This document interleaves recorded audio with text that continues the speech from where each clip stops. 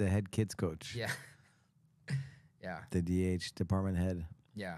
Huge honor, honestly, that like you guys thought about me and took that into consideration because, like I said, never would have thought that. You know, I try and do my best, but that's it. That's all we can do. Yeah. Yeah.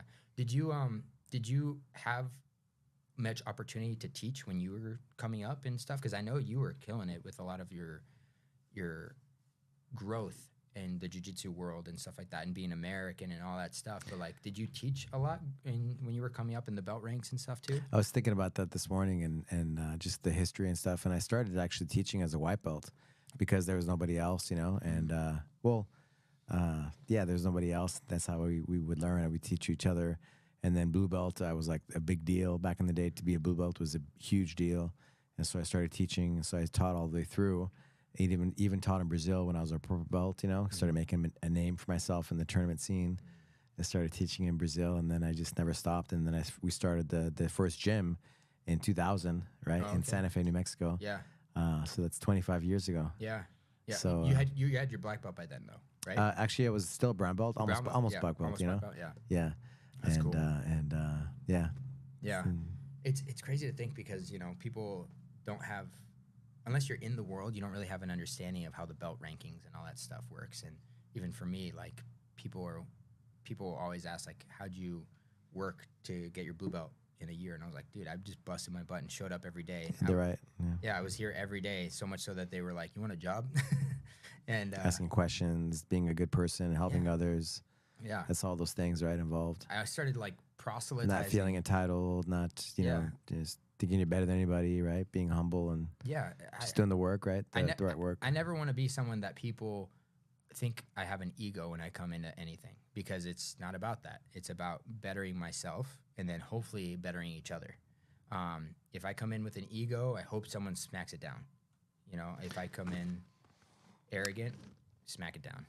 You know, because we test people out, right? You came in and I'm sure you taught a class or two, and then you did good. You were a natural, right? You see it, right? You see it, you feel it. What do you love about teaching? I love seeing the way that a lot of people grow, you know, in the sense that the people who think they can't do it, whether they just need an adjustment in my teaching style or their reception of it, you know, maybe they need to have it explained to them 3 times. Then it's on me to be patient enough to teach it 3 times. That's fine. But when they can hopefully eventually get it, it's very encouraging. And that's where I feel like I'm being a light. That's where I feel like I'm succeeding in my goal, whether that be in jiu-jitsu or in other aspects of life, especially with like the kids. There's one student that he moved to a different state, but he came in as a white belt, and his mom was very worried because he was getting like bullied a lot, and he was a tiny kid.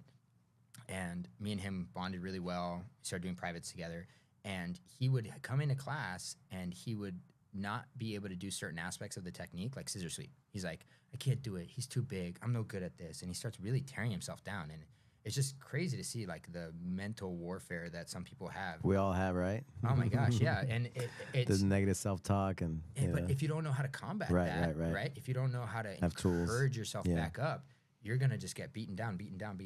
And so to be able to be someone that can teach you how to combat that is very, very inspiring. And I love that. I love rewarding. Yeah, it's very rewarding to be able to have an opportunity to teach anybody, kids or adults, and they don't know what they're doing, or maybe they do have a little bit of like physicality to them, or maybe they're bigger or whatever, and be able to show them like you can always learn more.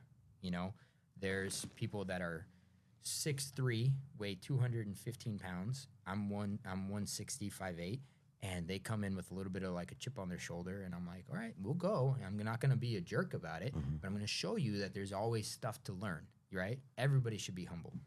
Maybe you're going to show me something in the middle of our roll that you didn't even know you were doing on purpose, and I got to stay humble enough to receive that, you know? I think that that's always a really cool aspect. Yeah.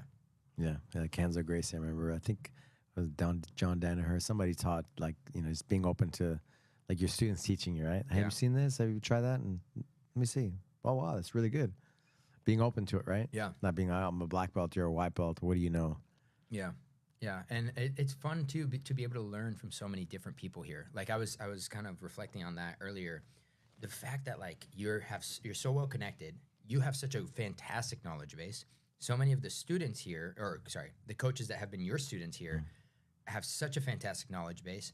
And then the people that you bring in, I was thinking about how like when I teach cross collar choke from mount, I teach it from the way that my very first month here, Rafael Lovato taught me. It's like, who the heck has that opportunity?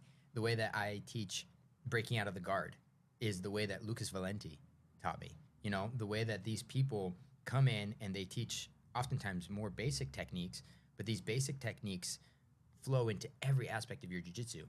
And now some guys that's like 6'2", really long legs, they think they can hold me into their guard. And I'm like, I know Lucas Valenti's guard break technique. And it's going to be tough for you to sweep me because I have that base and I have that foundation.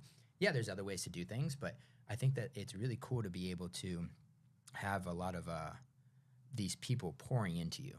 Having people pouring into you always is such a key aspect of life. I've learned, you know, in my young adulthood, is always be learning. I mentioned like multiple times that I wasn't really good at school and I didn't really like doing that stuff. But in the last, I don't know, 4 or 5 years, I really learned how to learn. And I got really into audiobooks.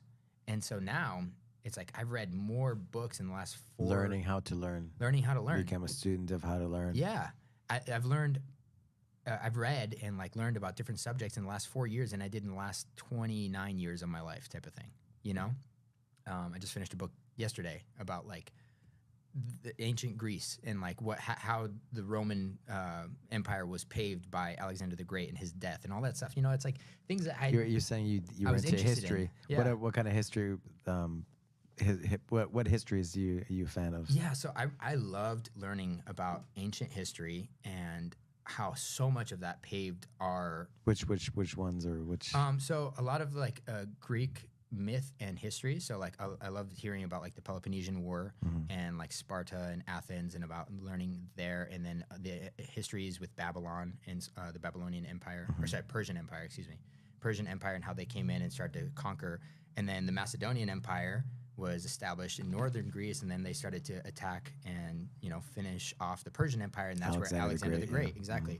And then after Alexander the Great's death, because he was only 32 when he died,